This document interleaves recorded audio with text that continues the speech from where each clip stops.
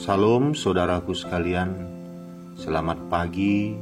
Semoga kita semua dalam keadaan sehat dan penuh sukacita di dalam Tuhan.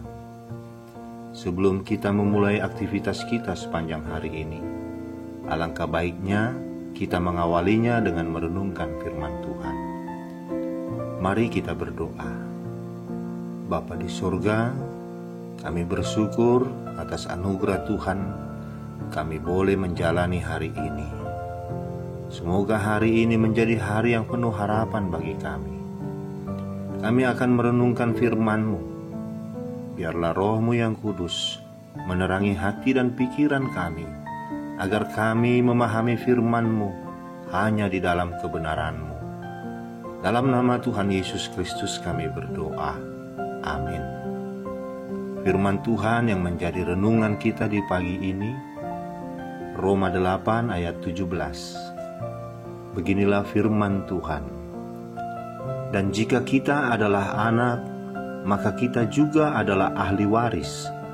Maksudnya, orang-orang yang berhak menerima janji-janji Allah, yang akan menerimanya bersama-sama dengan Kristus, yaitu jika kita menderita bersama-sama dengan Dia, supaya kita juga dipermuliakan bersama-sama dengan Dia.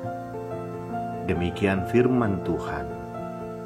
Saudaraku, Paulus memperkenalkan kita pada sebuah kiasan tentang hubungan baru antara orang Kristen dengan Allah.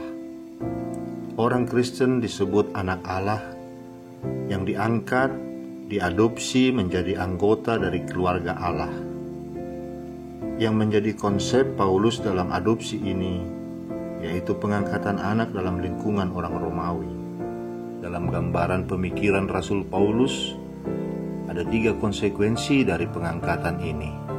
Yang pertama, orang yang diangkat anak itu kehilangan seluruh hak di dalam keluarganya yang lama dan mendapat hak sebagai anak yang sah dalam keluarganya yang baru. Melalui jalan sah yang sangat mengikat itu, ia mendapat seorang ayah yang baru.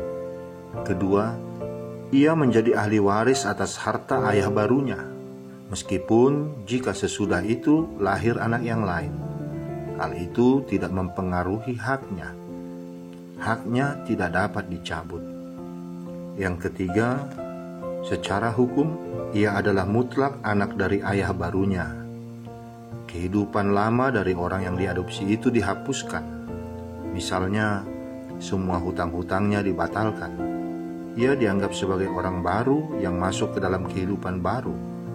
Yang lama sama sekali tidak berlaku lagi. Dalam lingkungan Romawi, upacara pengangkatan anak dilakukan di hadapan 7 orang saksi. Bagi orang Kristen, Paulus berkata bahwa Roh Kudus sendiri menjadi saksi untuk pengangkatan kita ke dalam keluarga Allah. Setiap langkah dari pengangkatan di lingkungan Romawi sangat berarti dalam pemikiran Paulus ketika ia menerapkan gambaran itu pada pengangkatan kita ke dalam keluarga Allah. Dahulu kita ada di dalam kekuasaan mutlak dari tabiat kita yang berdosa. Tapi Allah karena kasih setianya telah membawa kita ke dalam ikatan kasih-Nya yang mutlak. Kehidupan lama tidak lagi mempunyai hak atas kita. Allah lah yang mempunyai hak mutlak. Yang lama telah dibatalkan dan hutangnya telah dihapuskan. Kita memulai suatu kehidupan baru dengan Allah dan menjadi ahli waris seluruh kekayaannya.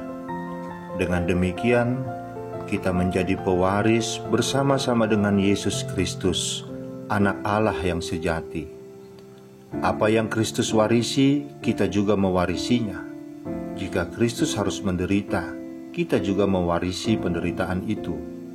Tetapi jika Kristus dibangkitkan untuk kehidupan dan kemuliaan, kita juga mewarisi kehidupan dan kemuliaan itu. Dalam gambaran Paulus, apabila seseorang menjadi Kristen, ia masuk ke dalam keluarga Allah. Itu bukan karena usahanya sendiri.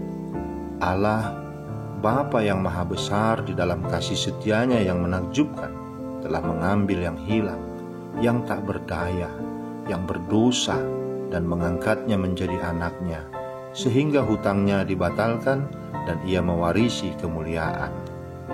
Saudaraku, setiap orang percaya adalah anak-anak Allah. Kita adalah anak-anak kerajaan. Sudah sepantasnya kita menunjukkan jati diri kita sebagai pewaris kerajaan Allah. Oleh karena itu, sudah menjadi tanggung jawab kita untuk memiliki pola pikir, karakter, dan pola hidup yang menunjukkan bahwa kita sungguh-sungguh pewaris kerajaan Allah. Tutur kata kita, pemikiran kita, dan tingkah laku kita sudah seharusnya berbeda dengan tabiat-tabiat dunia. Jangan permalukan Allah, berlakulah sebagaimana selayaknya anak-anak Allah. Kiranya Tuhan Allah memberi kita kekuatan untuk melakukan firman-Nya. Amin. Kita berdoa. Bapa di sorga, kami sungguh bersyukur di pagi yang indah ini. Kau ingatkan kami kembali bahwa kami adalah anak-anak-Mu. Sudah sepantasnya kami, Tuhan, menampilkan karakter kami sebagai anak Allah. Tutur kata, pemikiran, dan pembawaan kami harus menggambarkan bahwa kami pantas disebut anak-anak-Mu. Ampuni kami jika selama ini kami abai tentang itu. Kami menganggap remeh pengangkatan itu. Karena itu, tolong kami Bapa, beri kami kekuatan agar kami mampu memiliki karakter surgawi di tengah-tengah kehidupan kami di dunia ini. Biarlah Roh-Mu yang kudus menuntun kami untuk melakukan semua itu. Di dalam nama anak-Mu Tuhan Yesus Kristus kami berdoa. Amin. Saudaraku, selamat beraktivitas. Tuhan memberkati kita semua. Shalom.